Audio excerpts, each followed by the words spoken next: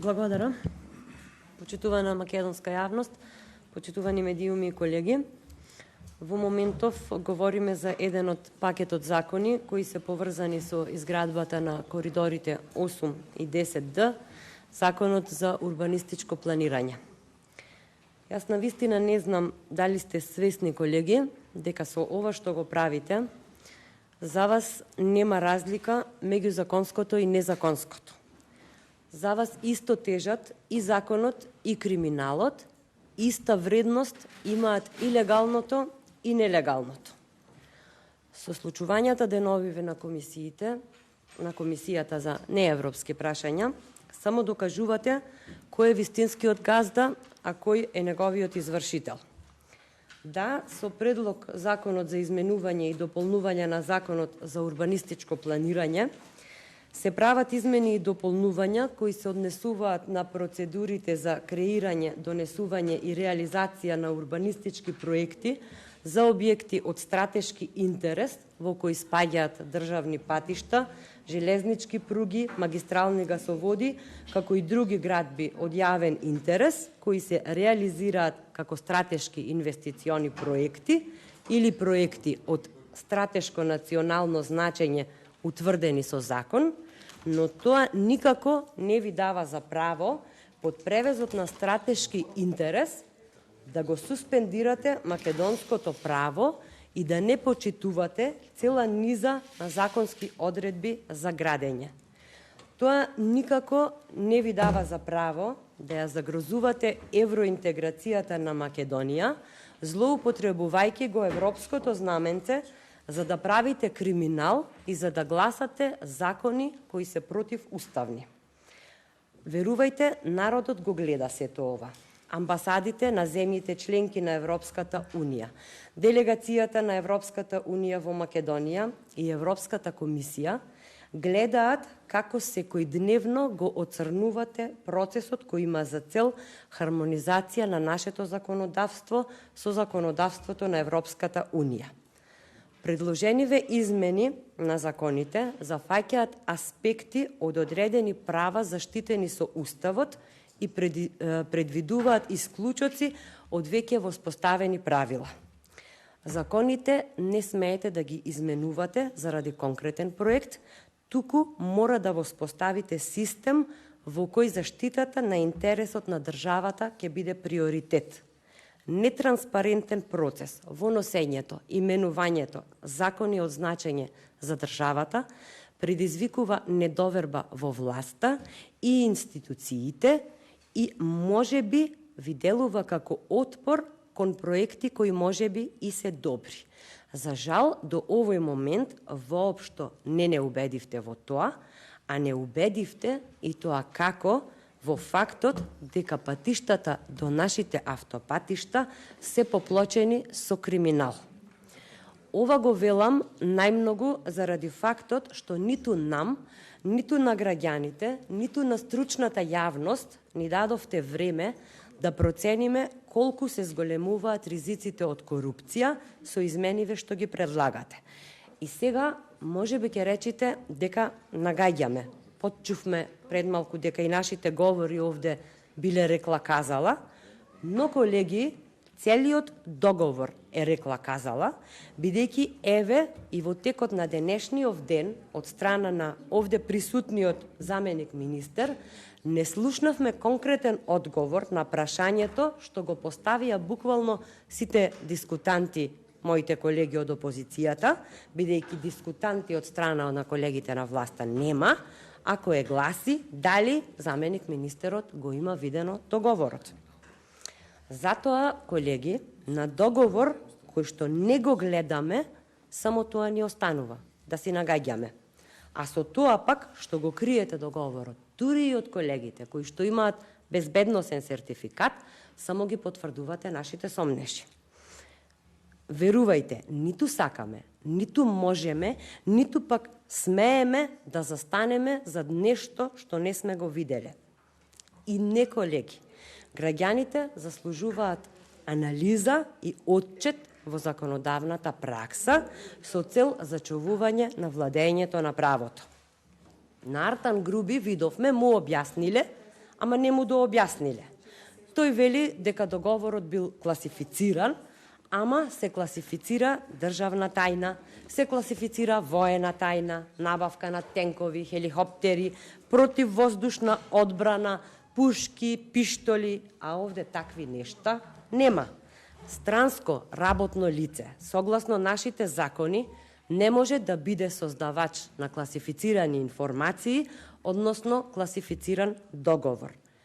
Не сметате ли дека не само што не е во ред, туку е и невозможно да се изнесуваат конкретни ставови врз основа на вака оскудни информации, посебно кога станува збор за вака чувствителна тема како што е изградбата на коридорите 8 и 10.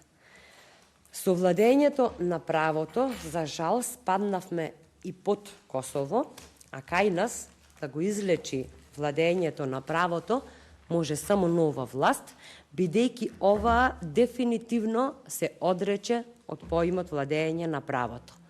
Што се однесува до дополнувањата и измените во Законот за урбанистичко планирање, јас очекував денес сите заедно да продискутираме за последиците кои би произлегле од овие законски измени и дополнувања, кои ги правите надвор од секоја правна логика. Јас сум убедена дека ваков пример на уништување на националното законодавство не постои во ниту една друга правна држава. Наместо договорот да се заснова на нашето домашно законодавство, кое секако дека е во насока на заштита на основните интереси на сите субјекти кои се засегнати од законите, граѓаните и државата, вие процесот го водите наопаку. Прво, како што кажав, склучивте договор кој никој не го видел и кој очигледно не е во кореспонденција со националното законодавство, туку произлегува од законски решенија кои важат за други држави, а нашата држава може и најверојатно ќе ја чини многу повеќе од ова што предпоставуваме. Ајде што договорот не е во кореспонденција со македонското законодавство, туку од празните кореспондентни табели гледаме дека не е во кореспонденција ниту со европското законодавство. Значи, 9 законски решенија менувате со европско знаменце и договор кој нема буквално ништо европско во себе. И покрај укажувањата за злоупотреба на европското знаменце, кои доаѓаат од сите страни, вие упорно сте решиле по секоја цена да му угодите на за вас величенствениот Груби и да му помогнете да ја донесе Македонија во финансиски колапс. Вака ли ќе ја забрзате евроинтеграцијата на Македонија? Не, колеги.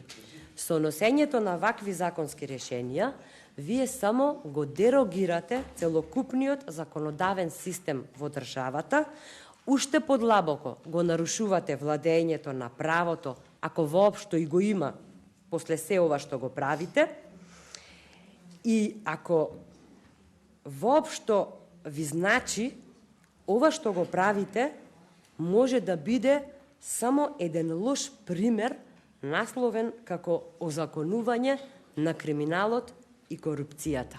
А криминалот, колеги, воопшто не е европска вредност. Еве одговорете ми, каков е тој јавен интерес од кој јавноста е тотално исклучена? Дали имаме уредна проектна документација? Немаме. Во земја како Македонија, која е рангирана како најсиромашна, склучувате договор за многу скап автопат, најскап во регионот, и тоа го правите без проект, без траса, без градешни дозволи.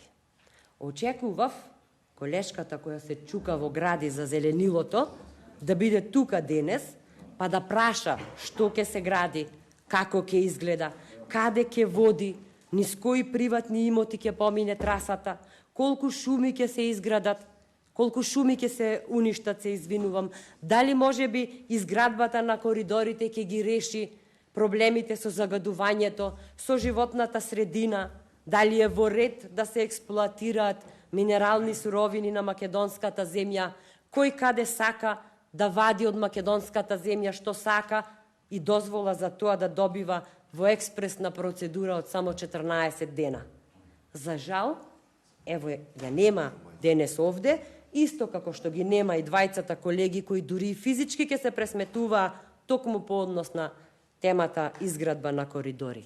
Но затоа пратеничката група на ВМРО ДПМН е тука за да ве вразумиме и по не знам кој пат да ве натераме да се преиспитате за ова што го правите и начинот на кој што го правите ова.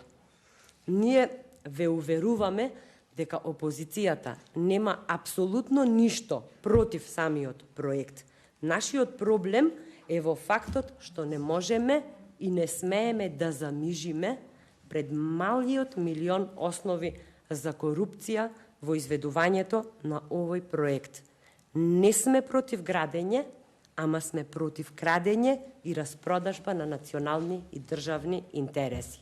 Со овие предлози, во име на стратешко партнерство и јавен интерес, вие од работниците направивте робови.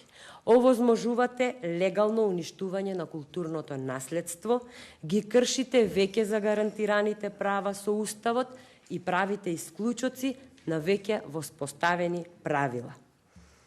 И овде ќе завршам.